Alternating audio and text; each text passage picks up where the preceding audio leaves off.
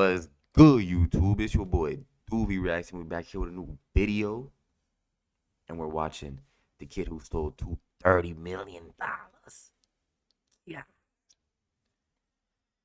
I'm a little late to this 2 months, 2 months ago, a little late. Anyways, let's get on to the video. No way. $242 million. Do you know how much money that is? Ballin' like it's game time. Locked in when it's game time. Yeah, I'm ballin' like it's game time.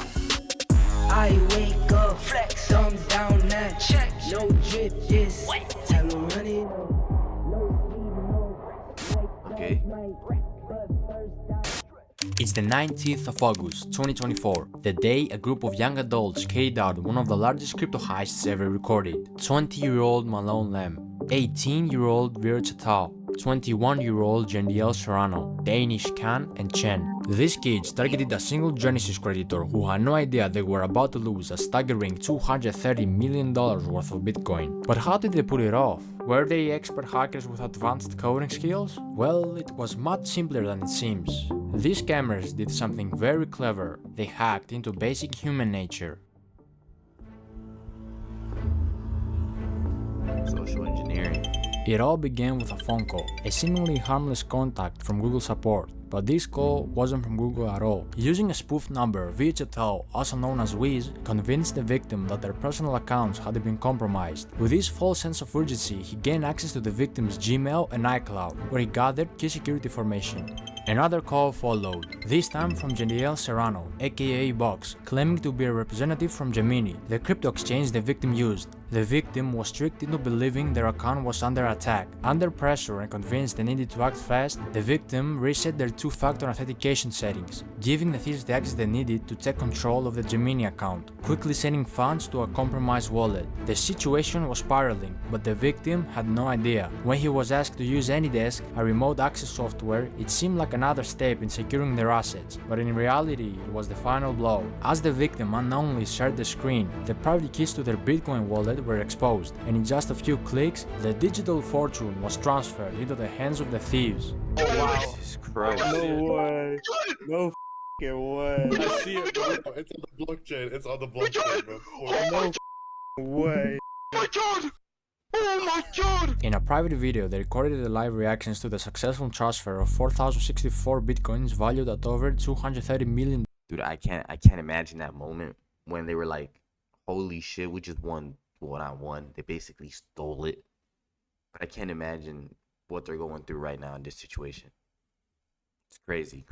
At the time, clearly excited as they watched the millions flow into their wallets. How did they manage to pull off such a heist? How could someone with that much wealth be deceived so easily? And why will they record themselves in the act of committing such a massive crime? These are questions that might never be fully answered, but one thing was clear: the money was now in the hands of the criminals, and they knew their work wasn't done yet. Exactly 17 minutes after, they quickly set about laundering the money. To make it harder for authorities to track the stolen crypto, they split the Bitcoin into smaller amounts and transferred it across 15 different exchanges, a common tactic known as pill chains. The idea was to break the large transactions into smaller ones, making them harder to trace. Bitcoin was swapped for Litecoin, Litecoin was swapped for Ethereum, and Ethereum was swapped for Monero. The process took several days, with constant swapping between different currencies and exchanges, further obscuring the trail. Go to the top right, the settings bar.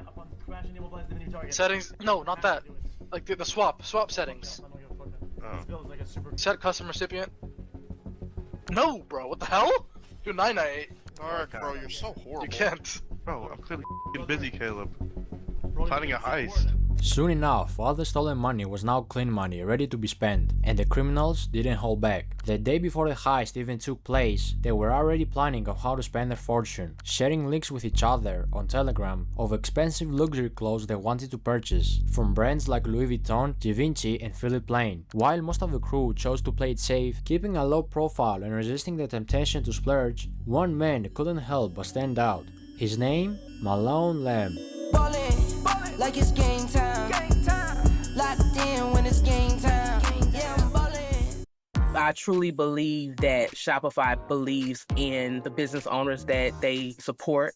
They want Malone was based in LA, and the moment he got his hands on the money, he wasted no time diving headfirst into a luxurious lifestyle. Everything he had once watched wealthy people enjoy was now within his reach, ready to become his new reality. Nightclubs became his second home. Almost every night he hit a club, spending ridiculous amounts of money on VIP sections and bottle services. His bar tabs were unbelievable, some nights costing $265,000, $300,000, and even more than $500,000 in a single night. If you were in one of those clubs, you couldn't miss him. This man was rich. Jesus. Hey, yo, Malone, you going real crazy like it's your birthday. His name will be flashing on signs, and DJs will shout his name, giving him all the attention. Malone! 70 bottles, Malone! Welcome home, Malone. They just hit $100,000 in bottles right now. Jesus, Malone, this is next level.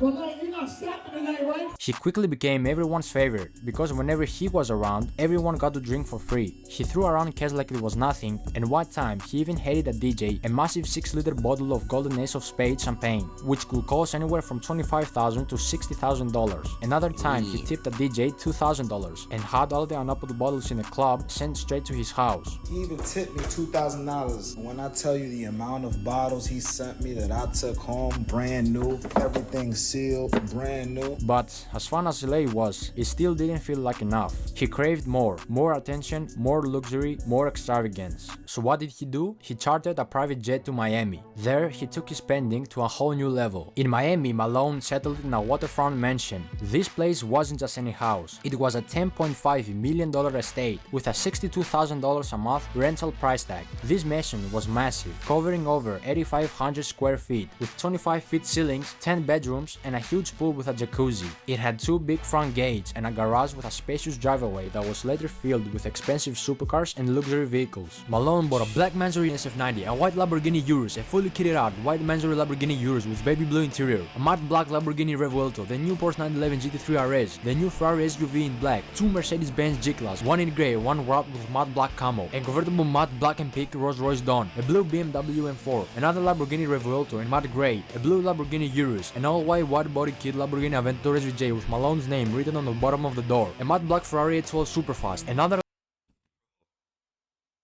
Dude, this is actually insane right here.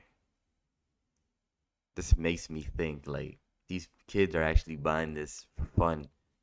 Like playing GTA. You know how sometimes when you get on GTA or something, you just hop on just to buy a car and then just to customize it, and then you just sell it and then do it again and then do it again and then do it again.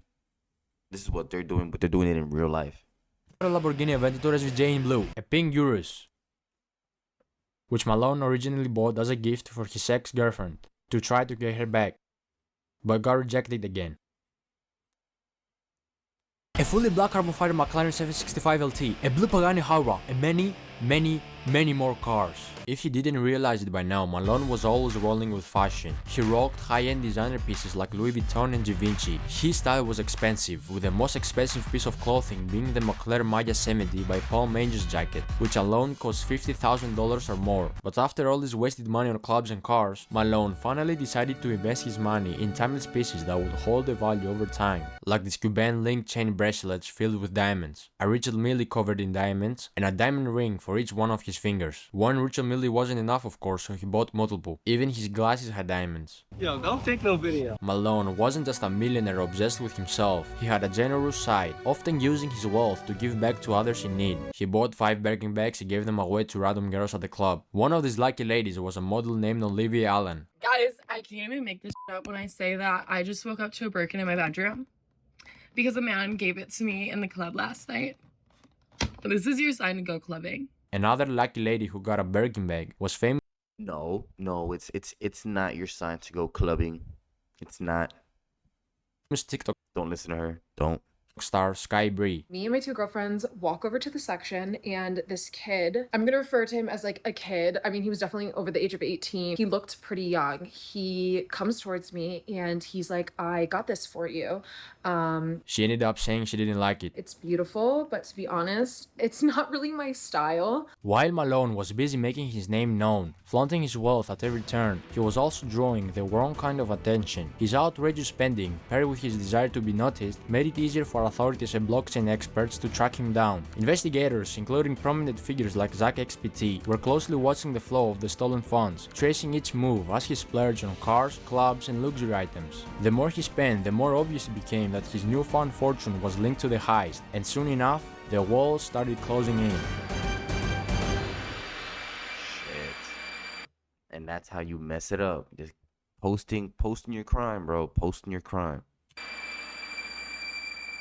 Some things are better done by someone else. Fiverr offers freelancers who take Malone thought he was untouchable, but behind the scenes, law enforcement and experts like Zach XPT were already connecting the dots. Through his flashy spending, investigators tracked large transactions linked to the stolen Bitcoin, using blockchain analysis to map out the movement of funds. What's more, both Box and Wiz slipped up during the process of laundering the funds. On several occasions, they accidentally leaked the stolen funds with their personal assets. Wiz, for example, also leaked his full name during a screen recording, while Box reused deposit addresses, making it easier to trace the funds back to them. These mistakes, combined with recorded conversations and digital footprints, painted a clear picture of the criminals' activities. By mid-September 2024, the FBI and other authorities had gathered enough evidence to act. On the 19th of September, federal agents raided Malone's Miami mansion, where he was arrested, surrounded by all the luxuries he had bought with a stolen fortune. We hear boom, and we thought that was shooting in the neighborhood, and we saw a lot of police. This was something that never happened in this neighborhood. Most of the time was a lot of party. It was party because I can hear from my house the music. It was a stark contrast. Malone, who had lived like a king for just a short while, was now being led away in handcuffs. Authorities were able to freeze over $9 million in stolen funds, with $500,000 already returned to the victim. However, a significant portion of the stolen money remains in cryptocurrency wallets. At the time of making this video, $21 million linked to Box is still sitting in one wallet, while Virche Tao, also known as Wiz, has around $39 million tied up to his account. Additionally, $4 million of Malone's funds remain untouched in another wallet. But what happened to everything else he bought? The cars, the clubs, the private jets, and all the flashy stuff. See, when a criminal buys luxury items, like cars, with stolen money and later gets arrested, the government steps in and seizes those assets through a process called asset forfeiture. This allows law enforcement to take control of anything purchased with illegally obtained funds, such as cars, houses, or expensive jewelry. Once these assets are seized, they are usually put up for auction. In many cases, dealerships or buyers, including the same dealer who originally sold the cars, can purchase them again, often at a lower price than they were initially sold for. The money made from these auctions then is used in a couple of ways. A portion of it will go toward compensating the victims of the crime, helping to recover some of the stolen funds, while another portion could be used to cover the cost of the investigation and legal proceedings. If the victim is lucky, he can get 50 to 65% back after the auction and administrative fees, the cut the investigators will get. However, in Malone's case, 3 of the cars he purchased, the Mandatory Lamborghini Urus, the Lamborghini Revuelto, and the Porsche 911 GT3 RS, were later transported to LA following his arrest. These cars were spotted by EFF Spot, a popular YouTuber who is known for his rare and expensive car spotting videos. In this particular video, both the Revuelto and the Porsche appeared with noticeable damage. The Revuelto had significant front-end damage, while the Porsche was dented in the rear, suggesting that the Revuelto had likely rear-ended the Porsche. This kind of damage will undoubtedly decrease the value of these cars when they go to auction, significantly reducing the amount the victim could recover. The same process will apply to the clothes, jewelry, watches, and designer glasses that Malone purchased. These luxury items are likely to be seized by authorities and auctioned off as part of the asset recovery process. High-end watches, such as his Richard Mille pieces, are particularly valuable and could bring in significant amounts at auction, while designer clothes typically slowly depreciate in value, Malone's expensive pieces will still hold enough worth to help recover the funds for the victim. As for the wild spending in clubs, that money is pretty much gone. When you blow $500,000 in a single night on bottle services and VIP sections, the clubs aren't held responsible for giving it back, especially if they had no clue the money was stolen. Same goes for the private jets. Those jet companies provided a legitimate service, so the money Malone spent on his flights is long gone. In conclusion, while most of the big ticket items can be seized and auctioned, much of what Malone spent on services, like clubs and private jets, is lost for good. This story isn't just about a major heist or the luxurious lifestyle Malone enjoyed for a brief moment. It's a lesson in greed, the dangers of showing off wealth that wasn't earned, and how quickly everything can come crashing down. Despite all the money spent, the nights out and the flashy purchases, Malone's dream life was built on stolen funds, and it was only a matter of time before it fell apart. Authorities might recover some of the stolen money, but the damage done to the Exactly. I mean, karma, karma is always gonna come back. I'm a believer in spirituality. I believe if you manifest stuff, I believe if you vision stuff, I feel like, stuff like that could happen. And but besides that, I mean, karma's gonna come back. I think he stole someone's life savings or stole someone's hard work, you know what I mean? And yeah. victim and the recklessness of Malone's spending spree are a reminder of how easily things can slip away. For Malone and his friends, what started as a wild ride of lawlessness ended in arrests and their names tied to one of the biggest crypto crimes in history. In the end, this heist shows us that no matter how clever the crime or how big the payout, the law always catches up, and the price they paid was far greater than the short-lived luxury they enjoyed.